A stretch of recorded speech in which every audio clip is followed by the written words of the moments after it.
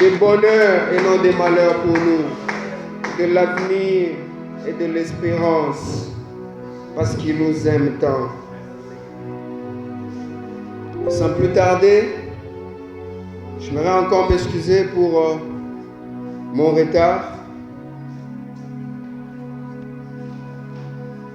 Nous continuerons encore à faire des efforts, mais le mieux c'est de passer nous ici. Nous n'allons pas perdre le temps. Merci encore une fois de plus à la coordination de culte matinal. Que Dieu vous bénisse et merci pour cette confiance renouvelée encore en ce matin. Dieu est pour nous un refuge, un abri. Il ne manque jamais quand nous sommes en détresse pour nous secourir.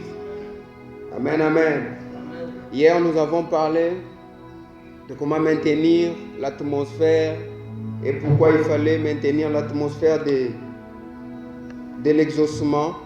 Et parlant de l'atmosphère de l'exaucement, nous avons eu à définir cela selon nous comme étant la présence de Dieu, l'atmosphère de l'exaucement comme étant la présence de Dieu et aussi comme la présence du Saint-Esprit en nous. Parce que souvenez-vous, nous venons de passer un temps de prière et aussi un temps où nous avons commémoré la venue du Saint-Esprit. Je me souviens à la retraite une fois, c'était le frère Prince, il prêchait, c'était parlant du Saint-Esprit, il dit le Saint-Esprit aujourd'hui et le Saint-Esprit dans la suite. Amen, amen. Lui, il veut à ce que nous soyons toujours là, parce que la promesse était je serai avec vous et je serai en vous. Amen, amen. L'important est d'avoir le Saint-Esprit en nous et sur nous. Et l'atmosphère de l'exaucement, dans son avantage, nous permet aussi de maintenir le Saint-Esprit avec nous. Parce que le Saint-Esprit est toujours là, présent, permanent, mais il nous revient à nous, il est à notre responsabilité de le conserver. Et je me souviens, peut-être pour commencer déjà dans mon explication, je parlais avec un papa, puisque je venais de constater, il y avait au moins 4 couples pastoraux qui venaient de divorcer. Il y a un couple aux États-Unis, un couple en Afrique du Sud, un autre couple quelque part. Et après la réunion des grands jeunes, une fois j'ai posé la question à un jeune papa, je lui ai posé la question, mais qu'est-ce qui fait à ce que on voit, quand il est pasteur, ça veut dire, quand ils ont commencé leur relation dans leur jeunesse, c'était fondé sur Dieu, hein, ils s'aimaient bien. Pourquoi après 20 ans de vie commune, 20 ans, 15 ans, que ces gens-là arrivent à divorcer? Il m'a donné cette réponse. Il m'a dit, vous savez, l'amour naît. L'amour, quand il naît, il est aussi appelé à nous qui partageons cette relation de pouvoir l'entretenir pour bien le conserver. Et parlant même de la lampe que nous avons parlé hier, qui doit rester allumée, c'est à nous, à notre responsabilité de conserver cette lampe allumée. Et pour la conserver, qu'est-ce qu'il faut faire?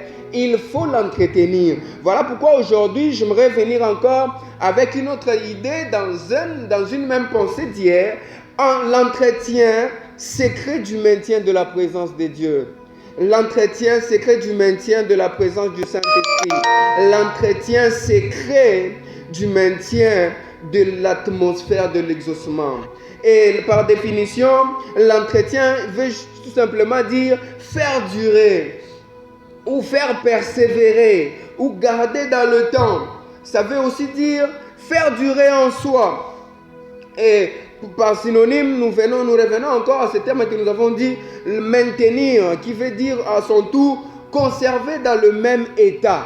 Donc ça veut dire que quand le Saint-Esprit est pleinement en nous, nous sommes appelés à le conserver totalement en nous, pleinement en nous et dans un même état. Dans un même état, ça veut dire dans la constance, qu'il n'y ait pas de haut et de bas. Il est vrai que dans la vie chrétienne, nous pouvons croiser ou rencontrer des problèmes qui font en nous qui font de nous des gens peut-être qui baissent à un moment et qui remontent à un moment. Mais l'appel du Saint-Esprit, comme Jésus notre exemple, c'est que nous soyons constamment dans sa présence. Lorsque tu pêches, il est là, il est prêt à te pardonner. Amen, amen. Il est vrai, donc il nous revient à nous de revenir à lui vite, vite, parce qu'il a totalement les bras ouverts vers nous. Nous avons lu hier, Luc 12, verset 35, que je vais lire encore rapidement pour gagner le temps. Aujourd'hui, nous ne voulons pas déborder comme hier. Que vos reins soient sains et vos lampes allumées, et soyez vous-même semblables à des hommes qui attendent leur maître à quelques moments qu'ils reviennent. Là, c'est la version Darby.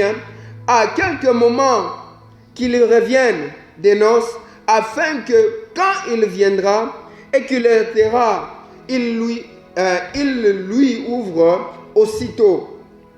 Bienheureux sont ces esclaves que leur maître, quand il viendra, en vérité, je vous l'ai dit Jésus, qu'il se scènera et les fera mettre à table. Et s'avançant, il les servira. Et il vient à la seconde veille. Et s'il vient à la seconde veille, et s'il vient à la troisième, et qu'il les trouve ainsi bienheureux, sont plutôt ces esclaves-là. Amen, amen. Peut-être je n'ai pas bien lu. On dirait la vision commence à me déranger. Lorsque nous avons lu ce passage, vous vous souvenez, hier on en a parlé du service. Et parlant du service, le serviteur, nous avons défini l'autre fois comme étant un esclave qui est censé faire suivant son maître. Et nous, toujours parallèlement à ce que nous dit Jésus, ici il est vrai, le contexte était épinglé par rapport à la venue du Saint-Esprit, au retour du Saint-Esprit. Mais ici, nous avons pris cela pour un peu, je dirais, chevaucher ou aligner cela dans cette idée ou de conserver, de rester toujours ou de garder notre lampe allumée. Voilà pourquoi, en ce matin encore, étant serviteurs de Dieu, nous sommes appelés, parce que c'est une promesse. Non seulement une promesse, c'est une conséquence lorsque nous gardons notre lampe allumée. Et lorsque nous sommes comme de ces esclaves ou de ces serviteurs qui sont prêts à ouvrir à leur maître la porte dès qu'il frappera. À son retour, au retour de l'exaucement, es-tu prêt de recevoir? Il est vrai que nous savons que l'exaucement n'est pas peut-être conditionné à notre état de foi. Mais il y a aussi de ces exaucements qui sont conditionnés par notre état même spirituel. Parce qu'il y a des choses que Dieu ne peut pas te donner pendant que tu es loin de lui. Il y a des choses qui exigent à ce que tu sois à ses côtés pour qu'il puisse te les donner. Il y a des choses, même Dieu étant omniprésent, omniscient, omnipotent, il est celui qui a des choses qu'il nous donne seulement quand nous sommes dans sa présence et face à face, très attentionnés à lui. Amen, amen. Et nous, ses serviteurs, ce matin, nous sommes appelés, puisqu'il nous promet d'être de ces esclaves bienheureux. D'être de ces esclaves que lui-même viendra servir. D'être de ces esclaves que Dieu lui-même viendra mettre à table. Imaginez un peu quand Dieu vient te mettre à table avec lui, pour échanger avec lui, pour partager avec lui. Et combien est bienheureux ce serviteur. Combien est bienheureux ce serviteur. Alors, toujours dans cette même idée de l'atmosphère de l'exaucement, qui est la présence de Dieu, la présence du Saint-Esprit.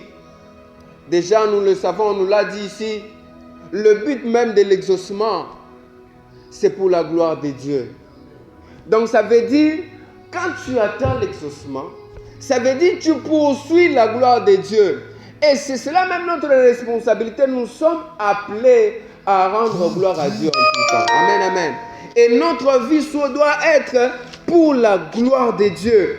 Et quand tu t'attends à un exaucement, attends-toi ou rassure-toi que tu es aussi en train d'accomplir une mission. Parce que quand les gens te voient faire du bien, Dieu te fait du bien. Quand les autres voient que Dieu est en train de te bénir, quand Dieu voit que Les gens sont guéris par toi. Peut-être tu n'as pas d'argent aujourd'hui. Peut-être tu n'as pas de moyens aujourd'hui. Mais on voit des gens être guéris par toi. On voit des gens être sauvés par toi. On voit des gens peut-être, quand les gens viennent à l'église et ils te voient, ils ont envie de servir Dieu. Et en cela, Dieu tire sa gloire. Amen, amen. Lorsque tu as besoin de l'onction et que Dieu te donne, tu sers à l'église. On voit combien Dieu est en train de faire du bien aux gens au travers de toi. Et cela est un exaucement.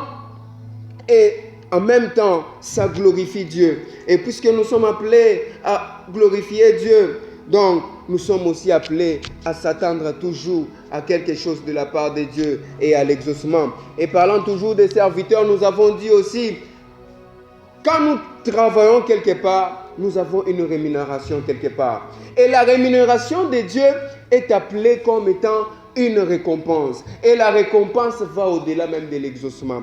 Parce que l'exaucement, nous avons dit hier, l'exaucement vient souvent par rapport à nos besoins à nous, à nos prières à nous, que nous savons. Mais la récompense va au-delà de ce que nous imaginons, parce que Dieu, il est celui qui nous connaît mieux que nous-mêmes.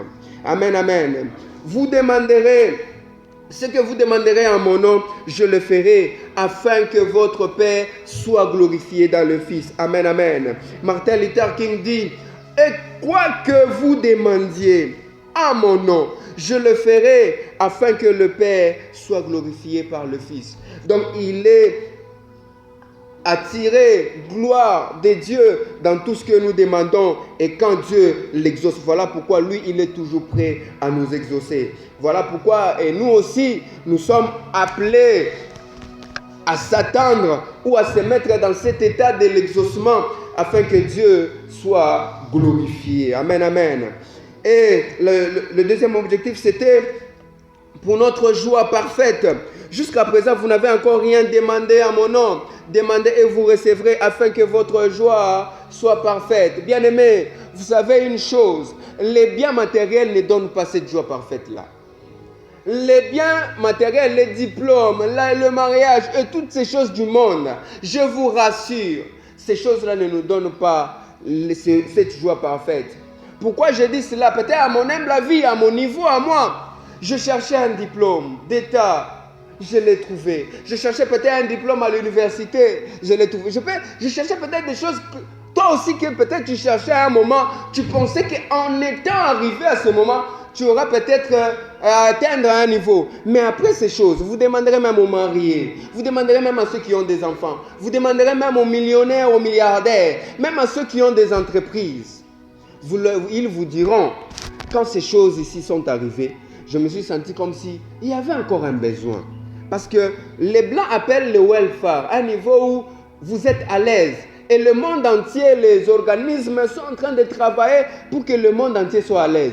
Mais en soi, la joie parfaite, nous la trouverons seulement en Dieu.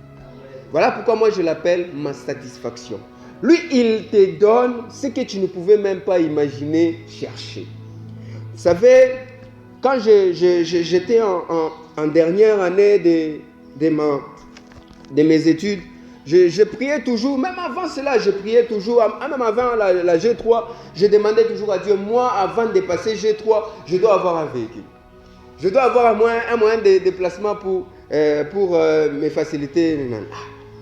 Et puis, à un moment, la famille a chuté totalement, les parents n'avaient plus rien, donc il y avait trop de complications.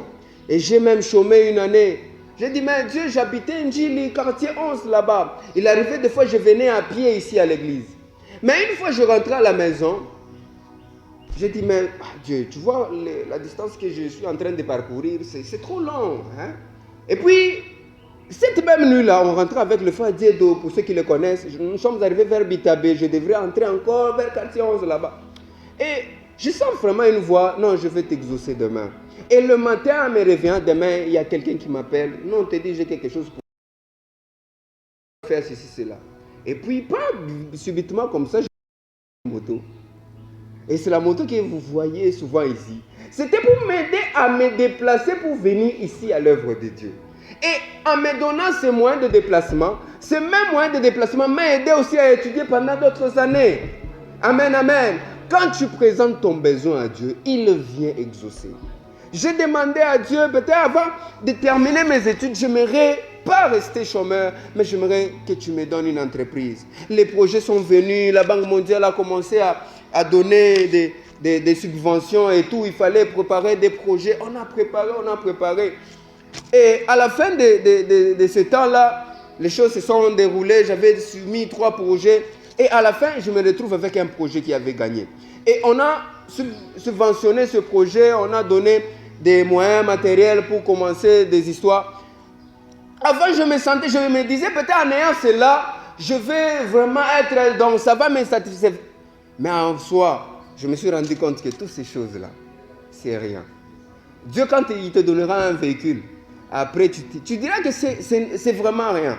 Voilà pourquoi nous sommes appelés à être de ceux qui s'attachent à Dieu pour ce qu'il est.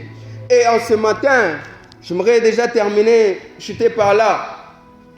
Et ce qui va nous permettre, une des clés, c'est vrai, on a parlé du service, mais il y avait d'autres points qu'il fallait qu'on énumère. Mais en ce matin, ce que j'aimerais encore partager avec nous, les serviteurs de Dieu, les vaillants serviteurs de Dieu, j'aimerais en ce matin encore nous partager un secret. Vous savez, le secret pour rester ou maintenir la présence de Dieu, un secret pour maintenir l'atmosphère de l'exaucement, c'est notre attitude du matin. Voilà pourquoi hier, vous savez, ce que vous faites ici, c'est vraiment extraordinaire. Ce que vous êtes en train de faire, le sacrifice, vous levez très tôt le matin. Bien-aimés, ce n'est pas en vain.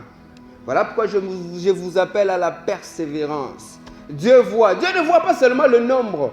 Dieu voit le sacrifice que toi tu consens pour que son œuvre aille de l'avant. Si vous n'étiez pas là, peut-être il n'y aurait pas de culte matinal ce matin. Mais vous êtes là. Voilà pourquoi je prie à mon Dieu qu'il voie chacun de vous. Et en ce matin encore, qu'il ouvre des portes afin que tous ceux qui sont aux alentours puissent affluer encore en ces lieux et chercher leur Dieu en ce matin. Et parlant de l'attitude du matin, bien-aimé, lorsque tu te réveilles le matin, déjà dans tes pensées, la Bible nous dit que la vie et la mort sont au pouvoir de la langue. Sois de ceux qui déclarent toujours la vie dans tout ce que tu fais. Quand tu te réveilles le matin, tu te lèves le matin, confesse que Dieu est ton assurance. Confesse que Dieu est ton abri et ton appui. Je prends le psaume 59, verset 17, où David dit « Et moi je chanterai ta force dès le matin. » Dès le matin, chante la force de l'Éternel. Reconnais qu'il est ta force. Il est capable de te donner un bon travail. Il est capable de te donner tout ce dont tu as besoin. Je célébrerai ta bonté, car il est d'ailleurs celui qui renouvelle sa bonté à nous chaque matin. C'est chaque matin. Donc, quand c'est chaque matin, ça veut dire une nouvelle opportunité s'ouvre à toi. Quand tu te réveilles le matin, ça veut dire il y a un éclat nouveau qui s'élève pour toi. Une nouvelle... Donc, il n'y a même pas de chance. C'est une nouvelle grâce qui s'élève et pour laquelle tu es appelé à profiter ou à en bénéficier. Il dit encore, tu es pour moi une haute retraite, un refuge au jour de ma détresse. Savoir que ses bontés ne sont pas épuisées et qu'il se renouvelle chaque matin, il faut le savoir chaque matin. Il faut savoir chaque matin que les bontés de l'Éternel ne sont pas épuisées. Et en ce jour encore, il est capable de me faire du bien et de marcher avec cette attitude.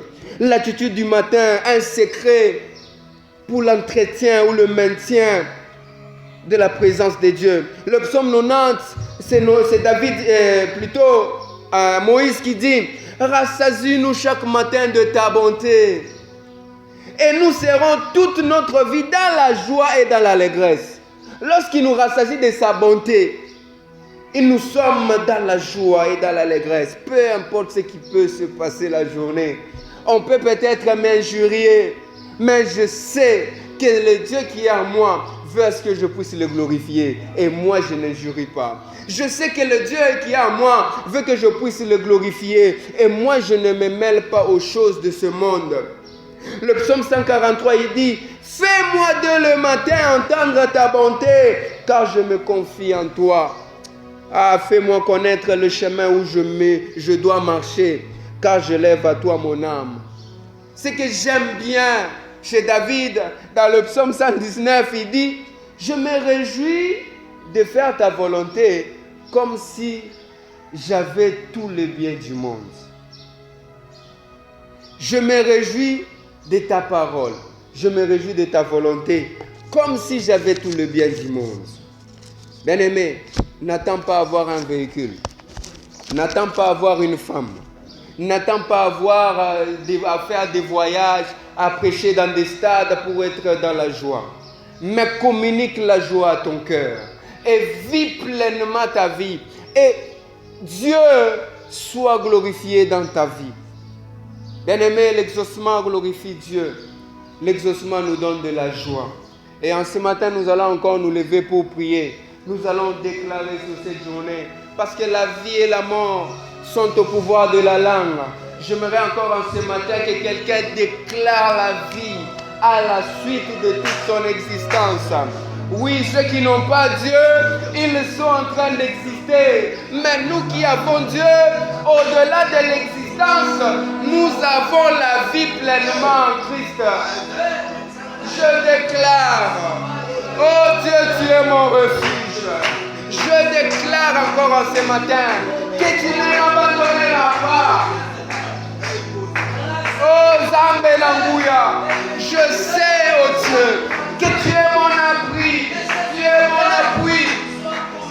Je sais, oh Dieu, tu me combles de ta bonté. En ce matin encore, tu as renouvelé ta bonté en moi. En ce matin encore, je viens à toi parce que je sais que tu es fort. Je sais que tu n'échoues jamais. Je sais que tu es capable de me donner tout ce que je cherche. Tu es capable de me lever parce que tu élèves l'intelligent pour le faire asseoir parmi les grands. Tu es capable, Jésus. Et en ce matin, je me confie en toi et je te fais confiance. En ce matin, je me confie en toi, je te fais confiance.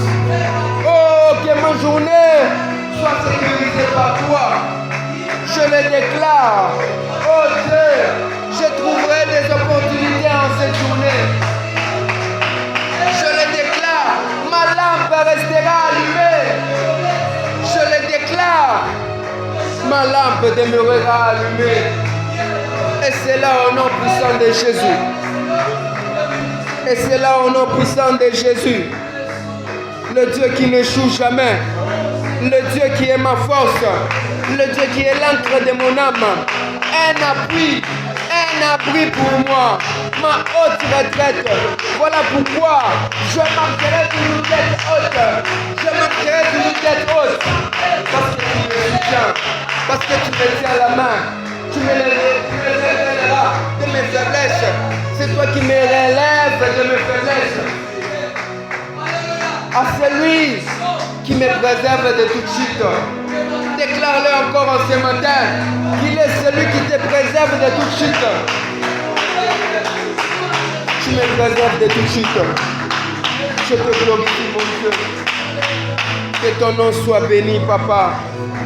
Que ton nom soit béni. Que ton nom soit béni, Jésus.